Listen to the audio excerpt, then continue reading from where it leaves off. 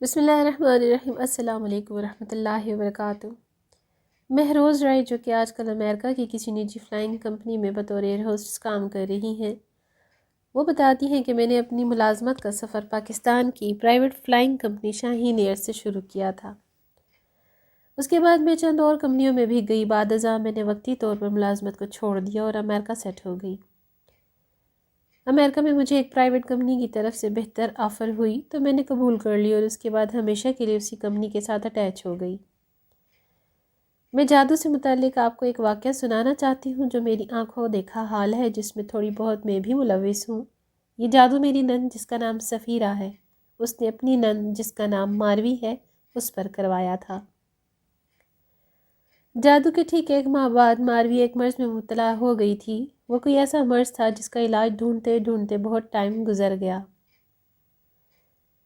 مگر اس مرض کا علاج نہ ملا، یہاں تک کہ ماروی کی موت ہو گئی۔ مجھے یہ نہیں پتا ماروی اور سفیرہ میں کیا چپکلش تھی۔ مجھے سفیرہ نے کہا تھا کہ تمہیں ایک پیکٹ مسقط انٹرنیشنل ایئرپورٹ پر لا کر دیا جائے گا، تمہارے پاس وہ پیکٹ میری امانت ہوگا، تم نے وہ پیکٹ لا کر مجھے دے دینا ہے۔ میں نے اس سے پوچھا کہ اس پیکٹ میں کیا ہوگا تو اس نے بتانے سے انکار کر دیا۔ کچھ سوچ کر میں نے رسک لینے سے انکار کرتے ہوئے کہہ دیا کہ میں یوں پیکٹ ریسیو نہیں کر سکتی، کیونکہ اگر اس میں کچھ ایسا ویسا ہوا تو پھر میرے لیے مشکل ہو جائے گا۔ میری اس بات نے بالکل ٹھیک اثر کیا اور اس کو سمجھ آ گئی کہ اب اگر میں حقیقت نہیں بتاؤں گی تو شاید میرا کام نہیں ہوگا۔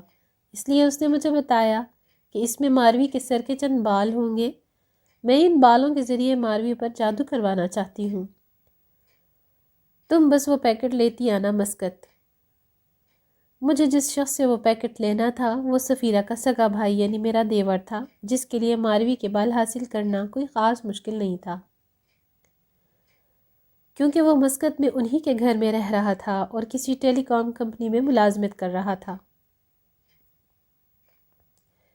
مسقط ایئرپورٹ پر اترتے ہی میں نے عملے کو آگاہ کیا کہ میرا ایک مہمان مجھ سے ملنے آنا چاہتا ہے، اس کو ملنے دیا جائے۔ مجھے مہمان سے ملنے کی اجازت مل گئی اور یوں میرا دیور ماروی کے بال لے کر میرے پاس پہنچ گیا اور اس نے وہ پیکٹ مجھے پکڑا دیا۔ میں تسلیم کرتی ہوں کہ وہ پیکٹ لینا اور لا کر سفیرہ کو دے دینا میری غلطی ہے، لیکن اس وقت مجھے اس غلطی کا احساس نہیں تھا، نہ مجھے پتا تھا کہ یہ اتنا بڑا کام ہو جائے گا، اور میں خود غرض انسان تھی، مجھے کسی سے کوئی فرق بھی نہیں پڑتا تھا، اس لیے میں نے وہ پیکٹ لا کر سفیرہ کو دے دیا۔ سفیرہ نے اس پیکٹ سے بال نکالے اور کسی عامل کے پاس لے گئی۔ بقول سفیرہ کے ان بالوں پر عامل نے 40 روز تک عمل کرنا تھا، ان بالوں کو خنزیر کے خون میں بھگو کر 40 دن تک رکھنا تھا اور ان پر کچھ عمل پڑھنا تھا۔ ٹھیک 41ویں دن عمل پورا ہو جانا تھا اور بقول سفیرہ کے عامل کا وعدہ تھا کہ 1 مہینے کے اندر اندر آپ کو نتائج نظر آنا شروع ہو جانے تھے۔ میں بھی تھوڑی متجسس تھی، میں بھی دیکھنا چاہتی تھی کہ کیسے اتنی جلدی سب کچھ ملیا میٹ ہو سکتا ہے، اور پھر میں نے یہ سب کچھ اپنی آنکھوں سے ہوتے دیکھا۔ میں چاہ کر بھی یہ نہ بتا سکی کہ اس ظلم میں کہیں نہ کہیں میں بھی حصے دار ہوں، اور نہ بتانے کی وجہ میرے اندر کا خوف تھا۔ میں نہیں چاہتی تھی کہ اب میں بھی لوگوں کی نظروں میں گر جاؤں۔ عمل کے ٹھیک 1 مہینے بعد ماروی بیمار ہو گئی۔ وہ 6 ماہ سے امید سے تھی، وہ تکلیفوں سے الگ سے شروع ہو گئی۔ اس کی بیماری عجیب و غریب تھی، بظاہر وہ ہوش و حواس میں ہوتی اور جلتی ہوئی آگ میں ہاتھ ڈال دیتی۔ وہ بالکل ٹھیک ٹھاک بول چال رہی ہوتی ہے، گپ شپ کر رہی ہوتی اور پھر اچانک سے خود کو نقصان پہنچانے لگتی۔ یہاں تک کہ ایک بار اس نے چھت سے کود کر مرنے کی کوشش بھی کی۔ اسے اکثر گھر میں وہ چہرے نظر آنے لگتے تھے جو برسوں پہلے فوت ہو چکے تھے۔ اسے یوں لگتا تھا جیسے وہ چہرے اس کو نقصان پہنچانا چاہ رہے ہوں۔ وہ اس حد تک ڈر گئی تھی کہ اس کے شوہر کو اسے باندھ کر رکھنا پڑتا تھا۔ ماروی کی حالت کو دیکھتے ہوئے اس کے شوہر نے اپنی ملازمت چھوڑ دی اور ماروی کو لے کر پاکستان واپس منتقل ہو گیا۔ لاکھ کوششوں کے بعد بھی جب اس کا کوئی مناسب علاج پاکستان میں نہ ملا تو ماروی کو لے کر اس کا شوہر کینیڈا چلا گیا۔ اس دوران سب سے بڑی اور حیرت ناک بات یہ ہوئی کہ ماروی جو 6 مہینے کی امید سے تھی، جب کینیڈا جا کر اس کا چیک اپ کروایا گیا تو ڈاکٹر نے یہ بات ماننے سے انکار کر دیا کہ یہ کبھی امید سے بھی ہوئی تھی۔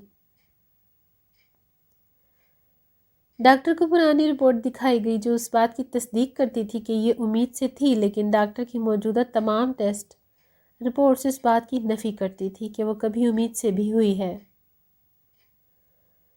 اس دوران اس کی طبیعت اتنی بگڑ گئی کہ وہ بالکل بستر سے لگ گئی۔ یہ سب کچھ آنن فانن ہوا تھا۔ ٹھیک 2.5 سے 3 مہینے کے اندر اندر ماروی کی موت ہو گئی تھی۔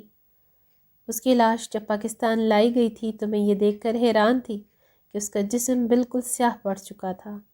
اس کے جسم کی کوئی ہڈی تک بھی مجھے سیدھی معلوم نہیں ہو رہی تھی۔ کفن میں پڑے ہوئے بھی اسے دیکھ کر ایک عجیب سا خوف محسوس ہوتا تھا۔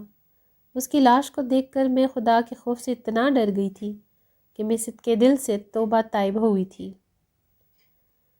اور پاکستان چھوڑ دیا تھا۔ میں نے سفیرہ سے قطع تعلق کر لیا تھا اور پلٹ کر کبھی اس کے گھر بھی نہیں گئی، بلکہ میں تو پاکستان ہی نہیں گئی۔ مگر میں نے جب اپنے طور پر تصدیق کی ہے کہ سفیرہ نے اتنا بڑا ظلم کیوں تو مجھے ایک بہت عجیب بات سمجھ میں آئی۔ سفیرہ نے اتنا بڑا قدم صرف اور صرف اپنی جیلسی اور حسد کی وجہ سے اٹھایا تھا۔ وہ ماروی اور اس کے شوہر کی آپس میں محبت سے حسد رکھتی تھی۔ وہ ان دونوں میاں بیوی کو جدا کرنا چاہتی تھی، مگر جب اس کے اپنے کوئی ہیلے بہانے کامیاب نہ ہوئے تو اس نے جادو ٹونے سے کام لینا شروع کر دیا۔